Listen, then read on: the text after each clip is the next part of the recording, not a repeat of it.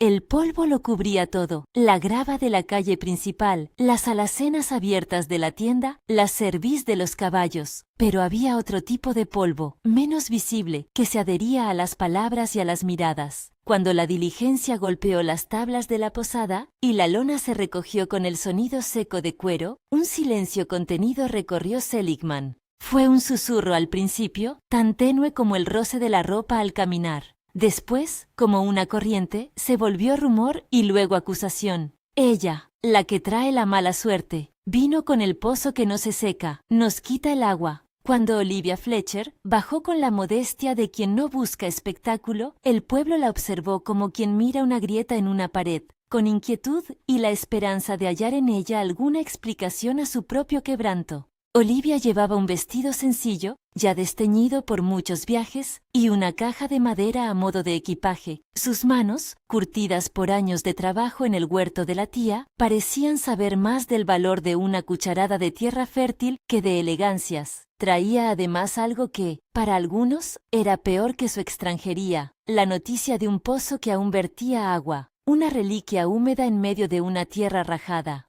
No era mucha el agua, pero para ella bastaba aquello para vivir. Para los demás, en la sequía, la presencia de aquel hilo bebido por la tierra era pecado o fortuna, según quien mirara. La casa que heredaba su tía, una vivienda sobria con contraventanas de madera y un porche que miraba hacia el horizonte, se alzaba al final de la calle principal, cerca del límite del pueblo. A su lado, el pozo, piedra oscura, cobertizo de tabla y una rueda para izar el balde. A simple vista no había nada mágico en él, salvo que con el resto de los pozos secos mantenía un hilo. Olivia bajó al brocal aquella tarde, apoyó las palmas en la piedra y aspiró un olor a humedad que le pareció un nombre en la memoria. No era más que la herencia de su tía. Mapas escritos a mano, facturas ya amarillas y un sistema de cisterna que, por la precisión de los trazos y la forma de las tuberías, mostraba conocimiento más de práctica que de fortuna. Seligman vivía de memoria y de esfuerzo. Las vallas estaban flacas, los puestos de la feria se cerraban más temprano y las caras de los niños habían ganado la curva pálida de quien come por costumbre más que por hambre. El alcalde, Thompson, iba de un lado a otro con la diligencia de quien alienta mientras se guarda su propio miedo en el bolsillo. Mr. Jenkins, el tendero, contaba monedas con la mirada en un porvenir que se le escapaba. Los rancheros, entre ellos Randall, habían perdido reses y con ellas el orgullo. La sequía no solo había secado fuentes, había secado alianzas y paciencia. En la plaza, bajo un sol que parecía una moneda caliente, Olivia fue recibida por Mrs. Holbrook, la casera que había alquilado habitaciones en la posada desde hacía décadas y que, a pesar de su lengua afilada, había un corazón curtido por pérdidas similares. Mrs. Holbrook la llevó a la cocina, le ofreció un té oscuro y con manos hechas a duros guisos, la examinó como quien reconoce a una vieja conocida. Tommy, el niño del vecino, se pegó a la puerta con la curiosidad simple de quien no había visto a una mujer plantar un corredor de tomates. Olivia le sonrió con esa facilidad de quien enseña sin soberbia y le dejó en la mano una semilla, advirtiéndole cómo enterrarla poco, cómo cubrirla con paja para que no volara. Fue en esos primeros días cuando mostró su oficio sin alardes. Enterró ollas de barro junto al huerto, con ventículos porosos que liberaban agua a las raíces con lentitud. Colocó cobertura de paja sobre la tierra para que el sol no se la robara. Renovó un par de zanjas para que el agua de lluvia, cuando viniera, se acumulase en las zonas aradas y no en la calle. Para algunos era brujería, para otros, ciencia antigua. Para Olivia era simplemente trabajo bien hecho. Las hojas del huerto se apretaron en torno a la promesa de manos sabias. En el primer ramillete, al que Tommy contempló como si fuera un trofeo, había una dignidad lenta que hizo dudar a quien creyó verla solo como intrusa.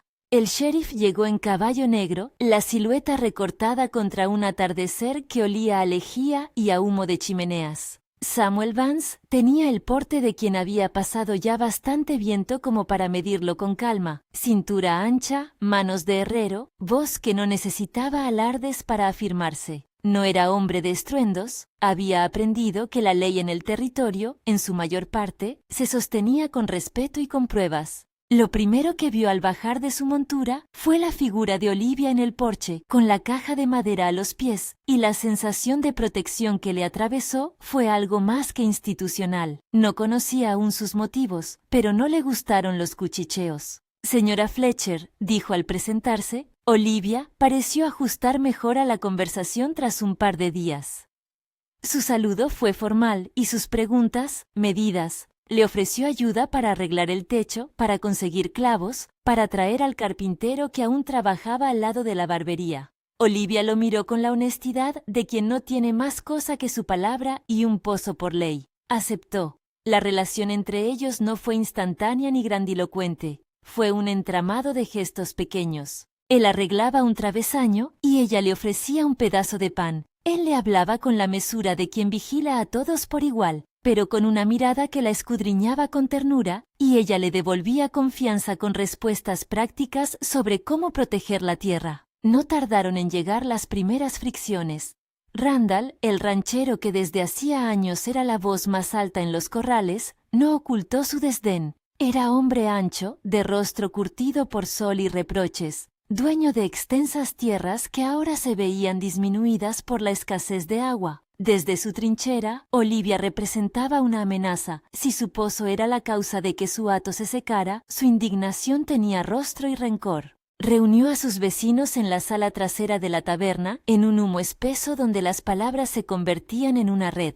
Allí, con la seguridad de quien había mandado desde siempre, propuso una acción que sembró miedo. Presentar una petición formal para sellar el pozo de la heredera. Alegó que el agua de Olivia desviaba lo poco que quedaba y que por eso su ganado moría. La petición, en apariencia, era una medida técnica. En el fondo llevaba la misma arena de las viejas disputas: propiedad, orgullo y la incapacidad de mirar la ciencia donde no daban respuesta a los rezos. En la sala de la taberna, la discusión olía a líquido derramado. Unos pedían cautela, otros contundencia. Mr. Jenkins se frotaba la barba. Mr. Peterson, hombre de cierta edad y conocido por su serenidad, pidió pruebas, documentos, algo que la ley pudiera sostener. La firma que necesitaban no sería la de la iglesia ni la de la multitud.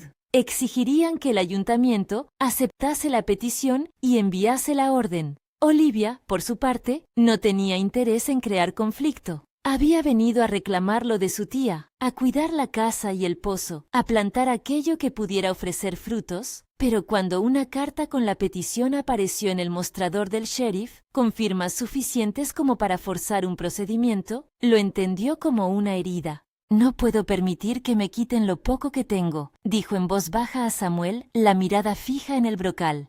«No es mío el agua que corre, me la enseñaron a cuidar». Él la miró durante un tiempo y, sin prometer banderas, decidió investigar. Fue entonces cuando la vida del pueblo mostró su costado más fino. La disputa que atraviesa la política local siempre termina en papeles. Mr. Peterson, que había trabajado años en el registro territorial, bajó al porche donde Olivia secaba unas tablillas. Sacó de su chaqueta unos papeles enrollados con tinta quebrada y dijo, con un hálito de triunfo moderado, que la posesión del pozo databa de más de 2 generaciones. Los documentos eran legibles con esfuerzo, sellos, nombres y un plano rudimentario que mostraba la cuenca. Si algo los hacía algo frágiles, era la laxitud con que, a veces, se habían anotado las lindes, pero en conjunto, indicaban que la herencia era legítima. Sin embargo, en la política de un pueblo medio quebrado, la legítima no siempre vence a la conveniencia. La petición, aunque careciera de fundamento legal absoluto, encendía la llama de la desconfianza y el miedo. Los rancheros reclamaban la seguridad de su agua y en esa reclamación había cabos sueltos y resentimientos. Randall había perdido reses. Su hermano había vendido una parte del rancho, el banco no perdonaba. Para él, cualquier fuerza externa era amenaza. Para otros, la sombra de la superstición se mezclaba con la necesidad de hallar un culpable fácil en tiempos en que nadie podía prometer lluvia. El primer episodio del clima llegó una semana después. Una nube negra que se formó como una boca en el horizonte y avanzó lenta, pesada. La tensión de los días anteriores parecía concentrarse en ese cielo. Cuando empezó a soplar, fue un viento que trajo consigo fragancias de tierra húmeda. No fue una tormenta que limpiase de pies a cabeza, fue más bien una tregua en forma de lluvia fina, entrecortada, que humedeció los caminos y ensanchó el alivio en las bocas de los niños. En la plaza, la gente salió a mirar como quien recibe una noticia que aún exige verificación. La lluvia no iba a arreglarlo todo, pero en los ojos de algunos se vio un brillo nuevo, un regreso de esperanza. La lluvia no fue neutral. En el huerto de Olivia, la tierra bebió la humedad y las hojas se incorporaron como si tomaran un respiro. Tommy corrió hasta la casa y, con los pantalones empapados, gritó que las semillas de su mano habían despertado. Mrs. Holbrook sirvió café caliente y dejó que la conversación que había dado tanto de sí necesitase ahora menos severidad, pero entre el alivio, algo más se reveló. La lluvia mostró huellas. Bajo la capa de barro, el sheriff encontró marcas que no debían estar. Zanjas recientes que parecían desviar el escurrimiento, un canal cubierto con tablones en la propiedad de Randall que conducía el agua hacia una hondonada cercana. No era una prueba concluyente, pero bastaba para disparar sospechas. Samuel recogió una tablilla con clavos torcidos y un pequeño trozo de papel encharcado, donde con dificultad alguien había escrito una cifra y una inicial. Esa inicial, al secarse, se parecía sospechosamente a la rúbrica de un hombre capaz de jugar con la justicia. No hubo espectáculos esa noche. En la taberna se escuchaba el rumor de que alguien había estado trabajando clandestinamente para modificar los flujos. Randall negó con furia en su casa y varios le creyeron porque la lógica del duelo económico favorecía a quien había perdido más. Pero el sheriff, acostumbrado a cuidar la ley por encima de los rumores, no se dejó llevar por la primera conclusión. Con discreción, pidió a Mr. Peterson que preparase una copia de los documentos públicos y buscó testimonios. El hombre que trabajaba en las zanjas cerca del rancho, un trabajador llamado Abel, le habló de viajes nocturnos con carretas cargadas de materiales que terminaron en los límites del terraplén de Randall. Abel no se creía héroe, se creía hombre que cobraba y callaba. Aún así, dijo lo que sabía. Para Samuel fue suficiente para abrir una línea de investigación más seria. En la intimidad de la noche, mientras la lluvia golpeaba con paciencia el tejado de la casa heredada por la tía de Olivia, Samuel charló con ella bajo la lámpara. No fue un discurso heroico, fue una conversación de dos personas que compartían el cansancio de quien pelea por lo que considera justo. Le contó lo que había hallado, la tablilla con clavos, las huellas y la pieza de papel con una cifra que no tenía sentido en aquel charco de barro. Olivia escuchó y no fingió. Su voz, cuando habló, fue la de alguien que ya había aprendido a no depender únicamente del valor sentimental. No vine a quitarles nada, Samuel. Vine con manos para arreglar lo que mi tía dejó, y quizá con algo de orgullo antiguo. No quiero enemistarme con nadie, pero tampoco me dejaré arrancar de mi tierra. Él, que veía en ella algo más que reticencia, asintió. La compasión y la ley se encontraron en la mirada del sheriff. Esa noche sellaron un acuerdo tácito. Él investigaría y ella sería paciente. La petición avanzó en los corredores del ayuntamiento con la lentitud burocrática de quien sabe que una decisión puede incendiar más que apagar. Mientras tanto, en la taberna, las voces se polarizaban. Unos clamaban por la retirada del pozo, otros pedían sensatez.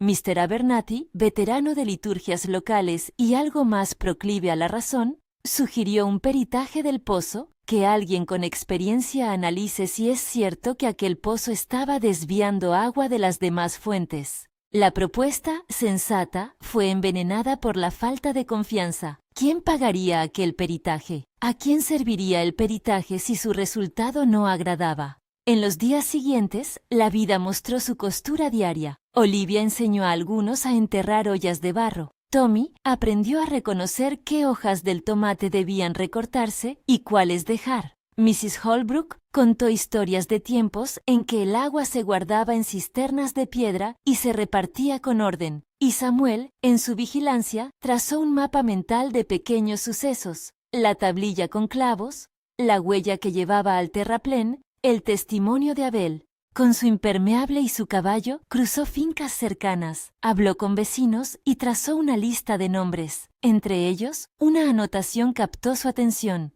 Un tal Mr. Larkin, encargado de suministros de la provincia, había entregado el mes anterior una partida de tubería de hierro forjado a una dirección que coincidía con la oficina principal de Randall. En la época existían tuberías. Sí, la irrigación con tubería de hierro no era una invención imposible en 1885. Para cualquiera que supiera cómo funcionaba una red subterránea, aquello bastaba para plantear un plan. No obstante, aún faltaba la prueba que pudiera sostenerse en un tribunal del ayuntamiento. La ley de la localidad pedía papeles, testimonios ante la mesa del mayor y una argumentación que no se pudiera reducir a rabia. Samuel decidió no actuar con precipitación.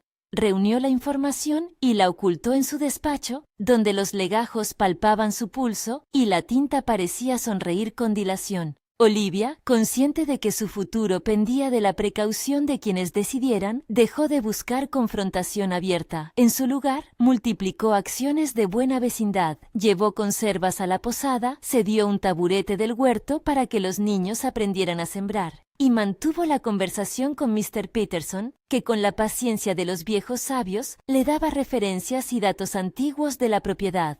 No fue la calma, fue más bien una espera tensa. Se organizó una reunión preliminar en el salón municipal para revisar la petición y decidir si procedía un cierre provisional del pozo. Entre los asistentes, la figura de Randall ocupaba siempre un extremo, preparado para la batalla. El día previo a la audiencia, la plaza se vistió con banderines y música de violín porque la fecha coincidía, sin que nadie lo planeara, con el aniversario de fundación de Seligman. El Founders Day, que en otro tiempo habría sido motivo de genuina alegría, se convirtió en un telón donde se proyectarían las tensiones no resueltas. La mezcla de fiesta y juicio prometía un día de contrastes, canciones y acusaciones, bailes y papeles. Samuel, esa noche, revisó las pruebas con manos que se negaban a temblar. Repasó la rúbrica encontrada en el barro, comparó las facturas de Mr. Larkin con los libros de la oficina y recabó pequeñas confidencias de Abel y de un peón que, sin saberlo, había visto carretas y tablas que ahora aparecían en la hondonada. Hacia la madrugada, cuando el viento dejó de cantar y la ciudad quedó entre cajas de cartón y latas que nadie recogía, pensó en lo que haría cuando la gente estuviera reunida. No sería palabra lanzada al azar.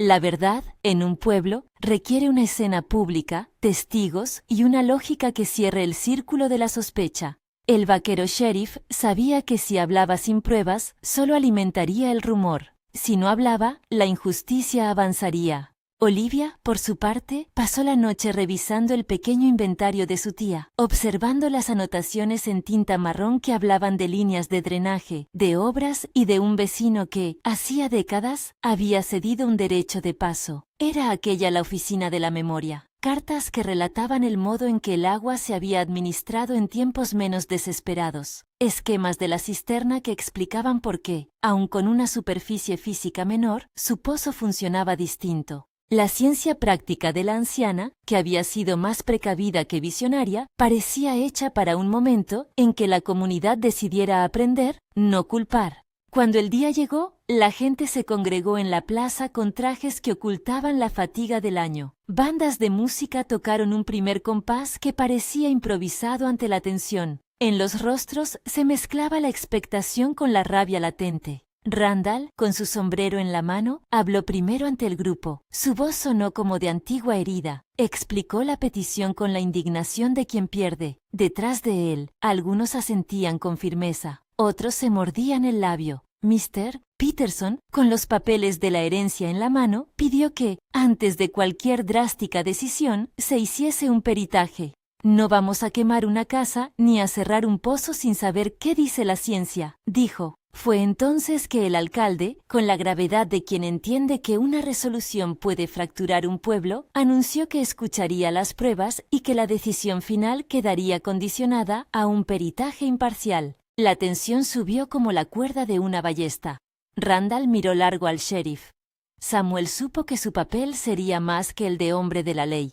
Debía ser la voz que pusiera el peso de la evidencia pública en el centro.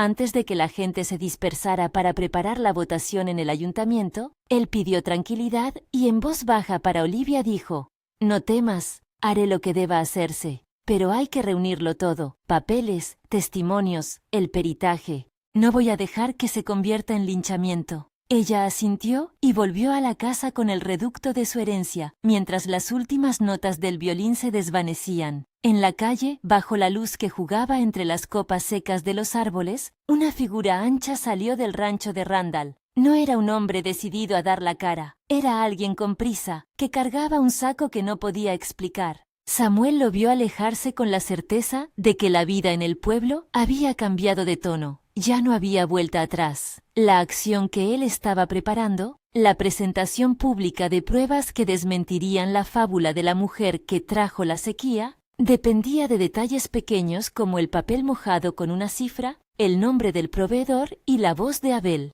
Esa noche, mientras la plaza respiraba y las últimas sombras se colaban entre las casas, Samuel guardó en su gaveta el trozo de papel, la tablilla con clavos y la copia de la orden de entrega. No hizo alarde de ello, estaba convencido de que la exposición debía ser suficiente y ordenada, no una embestida improvisada. No buscaba humillar a Randall, buscaba que el pueblo reconociera que la sospecha había sido manipulada por intereses humanos, no por la voluntad de la tierra. Su resolución, sin embargo, pesaba. En un pueblo que respira por lazos rotos, sacar a la luz una mentira públicamente era un acto que podía curar o herir más. Olivia cerró la puerta de su casa y se sentó en la oscuridad que dejaba la lámpara.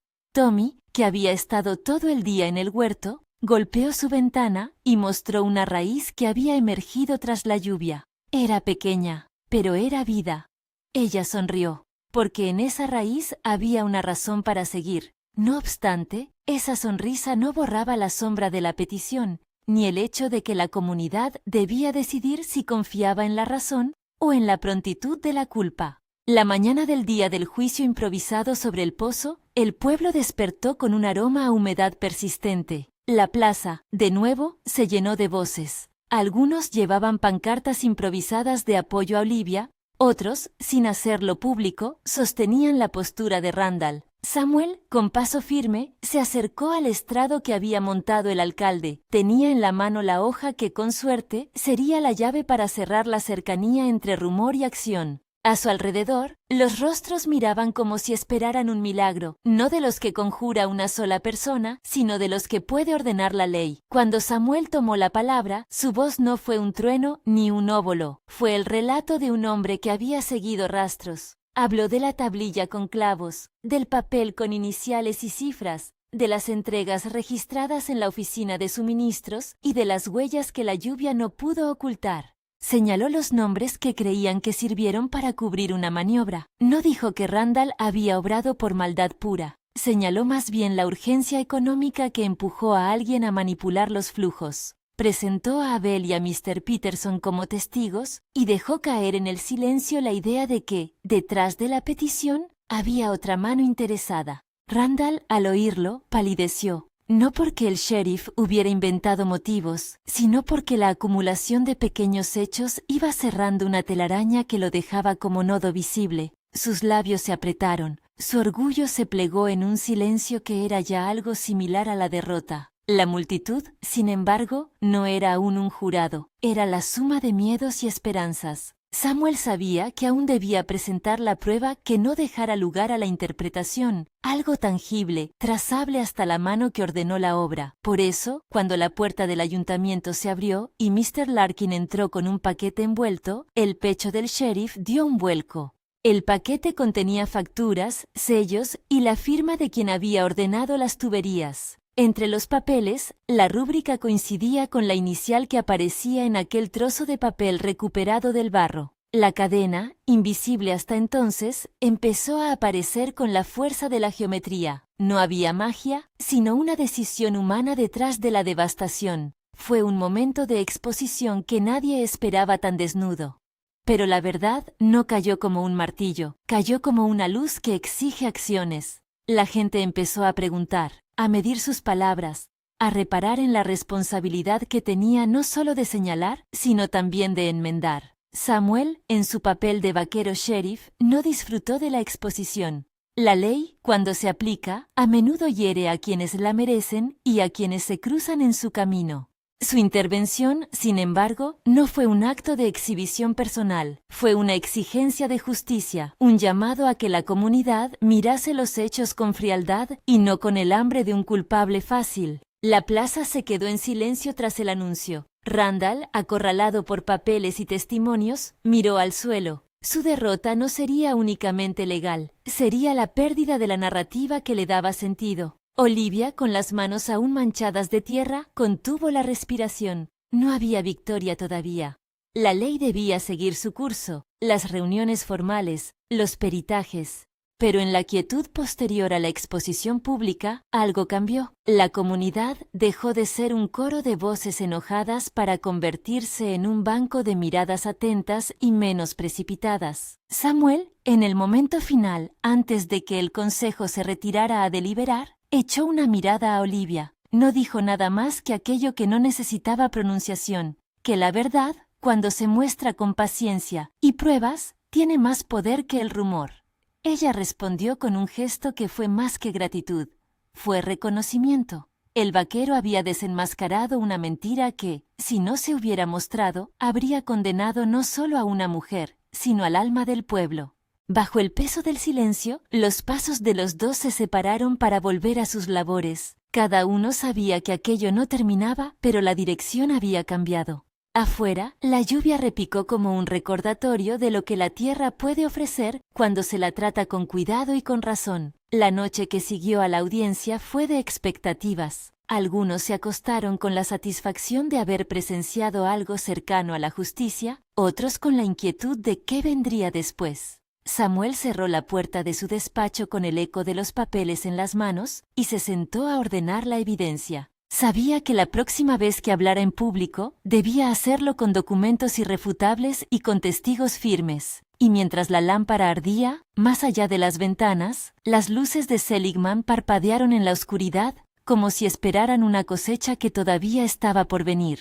El consejo se retiró a deliberar con la parsimonia de quien sabe que cualquier palabra puede convertirse en memoria. En la plaza, la multitud se apiñó, cada rostro una vela a punto de inclinarse por un soplo. Olivia se quedó junto al brocal, las manos todavía húmedas del trabajo de la mañana. No buscó consuelo en gestos grandiosos. Su certeza era práctica, papeles, testigos, argumentos. Samuel la observó desde el estrado, con la calma tensa de quien todavía teme que el pulso de un pueblo pueda cambiar sin previo aviso. Cuando el alcalde Thompson volvió a subir al estrado, la voz le salió sacada de un consejero que mide las consecuencias. Anunció que, a la vista de las pruebas presentadas, los documentos de Mr. Larkin, el testimonio de Abel, la tablilla clavada en la tierra encima de la zanja, el ayuntamiento había decidido rechazar la petición de sellar el pozo de la casa de Olivia y ordenar, en cambio, una investigación y reparación inmediata de cualquier obra clandestina que desviara el flujo de agua. Se ordenó además que el responsable de la entrega de materiales aclarara ante la mesa municipal quién había recibido las tuberías y con qué objetivo.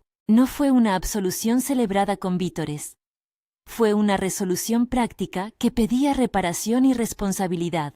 Randall permaneció sentado cuando la sentencia fue leída. Por un instante, su figura pareció más pequeña. Luego, como quien no sabe perder otra cosa que la costumbre de ganar, buscó argumentos vagos y miradas cómplices. Algunos de sus hombres intercambiaron silencios que pesaron como piedras. La decisión obligó a reparar el canal donde se habían colocado las tablas y la tubería.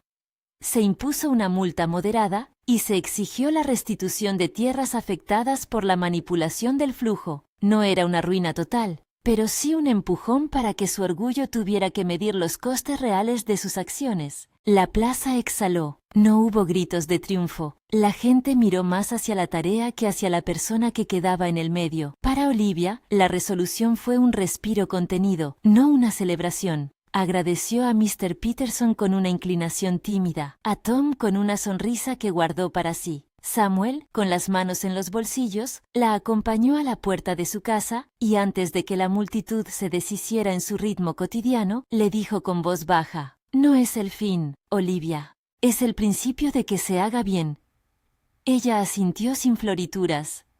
Sabía que la verdadera prueba vendría en la mañana siguiente, cuando los hombres con palas y rostros curtidos empezaran a deshacer lo hecho para devolver a la tierra su curso. Al día siguiente, en la hondonada que había sido el receptáculo de las tablas y la tubería, se vio la acción de hombres y mujeres que habían venido a ver y a enmendar. Bajo la dirección de responsables nombrados por el ayuntamiento, se desenterraron troncos, se rellenaron zanjas y se plantaron sedales para traer el agua donde correspondía. Abel, que había hablado, perdió el aspecto encogido por la noche y ganó un respeto silencioso. No lo necesitaba, pero lo recibió.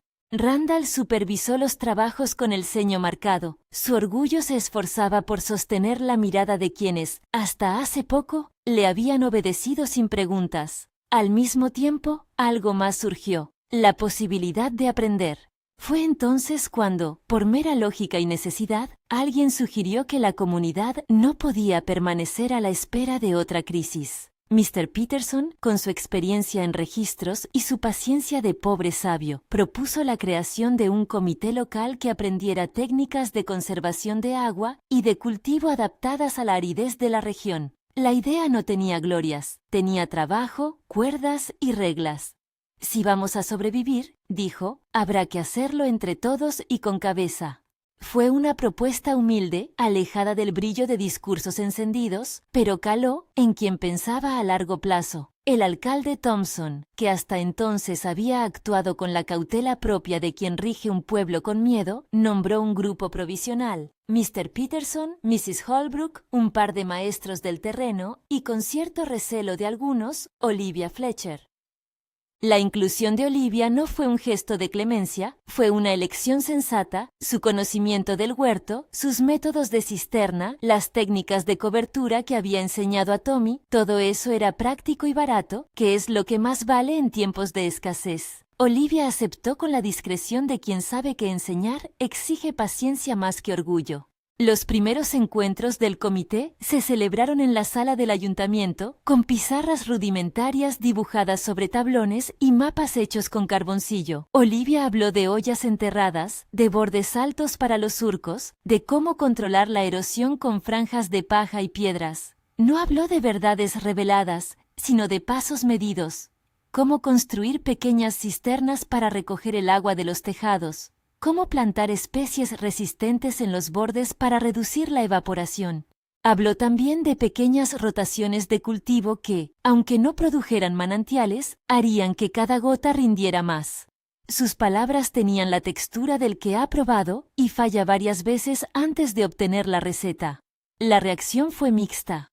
Hubo quien la miró con gratitud, quien con desconfianza aún, pero la suma de manos al final superó al escepticismo. Samuel asistía a las reuniones a su modo, no intervenía mucho, pero guardaba la calma que las discusiones requerían en un hombre en quien se confiaba. Su apoyo era más concreto que palabras, aseguraba permisos para trabajar caminos por donde nadie antes pasaba, mediaba en disputas sobre límites, convocaba a las cuadrillas. A veces, al final de la jornada, lo sorprendían saliendo del ayuntamiento y cruzando el porche de Olivia para llevar un saco de semillas, un saco de tierra nueva o una lista de nombres que debían presentarse para la formación. Los gestos cotidianos eran los que firmaban una confianza que no necesitaba declaraciones públicas. Conforme pasaban las semanas, el trabajo se fue haciendo visible. El huerto de Olivia amplió su sombra, los tomates dejaron de ser un lujo y se convirtieron en un recurso que se compartía con los ancianos. Mrs. Holbrook comenzó a almacenar agua en cisternas pequeñas para el invierno. Los graneros incorporaron sistemas de techado que llevaban los pequeños escurrimientos hasta depósitos. En las cercanías del pueblo se reabrió una antigua cuenca que había sido obstruida décadas atrás. Su limpieza fue una operación de voluntariado que reunió a hombres que antes no hablaban entre sí. La comunidad aprendía por ensayo y error, y cada error tenía la mesura de quien entiende que la agricultura es también escuela. No todo fue paso firme. Las cosechas primeras fueron discretas. La economía del pueblo seguía resentida. Algunos vecinos se fueron a buscar trabajo más allá del valle. Otros aceptaron empleos menos dignos. Randall cultivó su orgullo y su rancho con la misma terquedad de siempre, pero, forzado por la reparación, tuvo que reorientar las prácticas de riego. Su humillación no se convirtió en monstruo. Por momentos mostró aristas de remordimiento, en otros se refugió en la obstinación. En la intimidad de su despacho, discutió con sí mismo el precio de la caída, la carrera de su honor y lo que realmente importaba, aunque no lo dijera en voz alta. Entretanto, la relación entre Olivia y Samuel se irguió sobre la base de la confianza ganada en la cotidianidad. No hubo declaraciones rimbombantes. Hubo cenas compartidas a la luz de una lámpara en la cocina de la posada. Momentos en que se quedaban arreglando un tablón por la noche y la conversación caía en confidencias sencillas. ¿De dónde venían? De la tía que le enseñó a Olivia a guardar agua en ollas de barro, del por qué Samuel había decidido quedarse en Seligman cuando habría podido buscar otro destino. Había también pequeños roces, una palabra dicha con cierta torpeza, una silenciosa retirada que el otro entendía. Pero sobre todo, había actos. Él la defendía en la plaza. Ella le daba un frasco de conservas cuando algún despacho lo mantenía distante por varias horas. El cariño creció como una planta en sombra, constante, poco ruidoso, paciente. El pueblo preparó un nuevo Founders Day para agradecer, no la victoria personal de nadie, sino la posibilidad de respirar sin la urgencia de acusar a quien fuera la mano que traía sombra. Esa celebración fue distinta, se sintió como reconciliación y no como triunfo. Las bandas tocaron melodías conocidas, y en el menú hubo pan de maíz, calabazas asadas y conservas que empezaban a poblar las mesas. En el centro del festejo, una tarima simple, no para juzgar, sino para compartir lecciones. El alcalde pidió a Olivia que hablara, no como heroína, sino como maestra. Ella aceptó con su voz sin retórica. Explicó en términos sencillos cómo los cambios que habían hecho ayudaban a que el agua se quedase donde debía, cómo una comunidad que comparte responsabilidad vive mejor. Sus palabras fueron prácticas, salpicadas de ejemplos. Si guardamos lo que cae en los tejados, tendremos agua para la siembra. Si rotamos cultivos, la tierra no se cansa. No pidió reconocimiento, pidió trabajo compartido. Fue después del discurso de Olivia cuando Randall, quizás buscando redención o sintiendo que su orgullo necesitaba un gesto que lo redimiera frente a la gente, se levantó y habló. Sus palabras salieron ásperas. Tragó orgullo para decir que había actuado desesperado, que había equivocado la mano al pensar que podía asegurar su hacienda sobre la desgracia de otros. No todos le creyeron, pero el gesto pareció marcar un quiebre. Cuando un hombre se expone delante de quienes ha dañado, queda la posibilidad de que sus actos futuros sean distintos. Samuel miró a Randall con la complejidad de quien conoce la ley y la moral. La reparación no es solo punición, es restitución de la convivencia. En el baile nocturno, en que las cuerdas del violín volvieron a sonar y los pies buscaron ritmo, Olivia y Samuel compartieron un primer baile que no fue público espectáculo, sino presencia cómplice. La gente aplaudió por la música, no por la pareja, los niños correrían después con linternas improvisadas, y las conversaciones nocturnas en la posada fueron un remedio para la fatiga de muchos. Fue en esos instantes, entre risas y silencios, que la comunidad se pareció más a lo que debía ser. Menos acusación, más manos. Los meses que siguieron trajeron nuevas pruebas de que la comunidad podía sostener su futuro. Se instituyó formalmente el Comité Agrícola con un pequeño fondo comunitario que pagó por herramientas, por semillas resistentes y por un peritaje periódico. Mr. Abernathy, que había mostrado mesura desde el comienzo, se ocupó de registrar las medidas tomadas y de crear un cuaderno donde se anotaba lo que funcionaba y lo que no. Tommy fue nombrado ayudante en un plan de aprendizaje para los más pequeños. Su entusiasmo por el huerto se transformó en ejemplo. Había aún incertidumbres en los mercados y la lluvia seguía siendo un visitante esquivo, pero la comunidad ya no respondía con acusaciones automáticas, preguntaba y medía. En la vida íntima de Olivia y Samuel, el tiempo fue haciendo su trabajo suave. Hubo una escena que marcaría el paso de lo distinto a lo compartido. Una tarde de finales de otoño, cuando la cosecha fue suficiente para asegurar conservas hasta enero, Samuel apareció en la puerta de la casa de Olivia con un paquete envuelto. En su interior había una rueda de mesa de nogal que él había arreglado personalmente y un calendario con las estaciones para planificar las siembras. Olivia, con los ojos que a veces brillaban cuando no quería que lo notaran, le ofreció a cambio un frasco de pepinillos y una lista de consejos para conservar humedad en macizos de flores. Fue un intercambio humilde, sin palabras grandes. Días después, en una caminata por los límites del pueblo, él le tomó la mano, y por primera vez la alianza entre ellos dejó de ser tácita. Se convirtió en proyecto. El compromiso no fue una ceremonia de prisa. Fue el resultado de confiar la vida cotidiana al otro. Se celebró en una capilla sencilla, con pocos invitados y un banquete que más parecía tabla de vecinos que un espectáculo. El alcalde Thompson, que conocía las arrugas de la comunidad, ofició con palabras que hablaban de responsabilidad.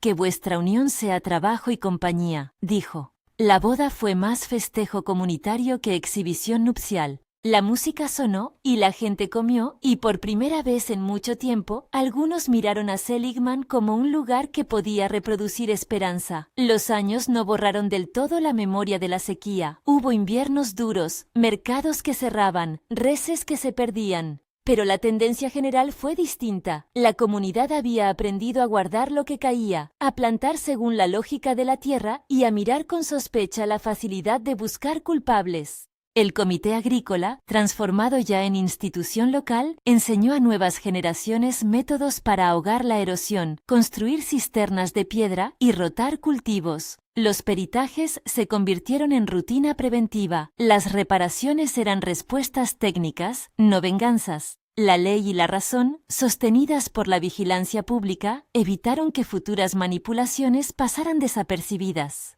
Randall, con el tiempo, encontró fragmentos de humildad. No se convirtió en un benefactor, ni cambió su carácter de la noche a la mañana.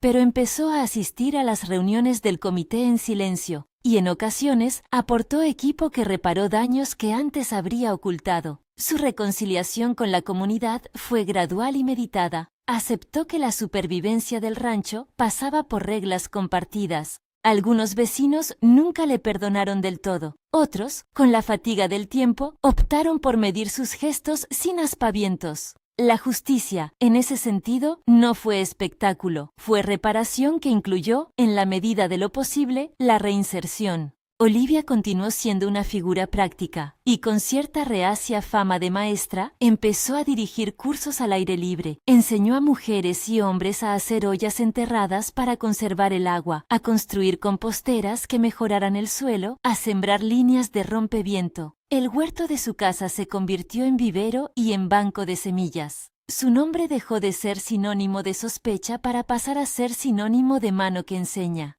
El reconocimiento era sencillo, un cartel que en la plaza anunciaba las lecciones y una silla que siempre tenía un lugar reservado para quien llegara con preguntas. Lo que más valoraba no era la fama, sino que los niños aprendieran a mirar la tierra con paciencia. Samuel cumplió su papel de sheriff con la misma mesura con la que había afrontado la controversia. Su reputación quedó ligada a la idea de que la ley debe ser la matriz de la convivencia, no la espada del que grita más fuerte. Fue así que, en más de una ocasión, su intervención apartó chismes de cordura y transformó en procedimientos lo que antes habría sido linchamiento. Su relación con Olivia, ya afianzada, fue ejemplo práctico de alianza. Juntos atendían la vida diaria de la comunidad, decidían el destino de las semillas y arreglaban cercas al ocaso.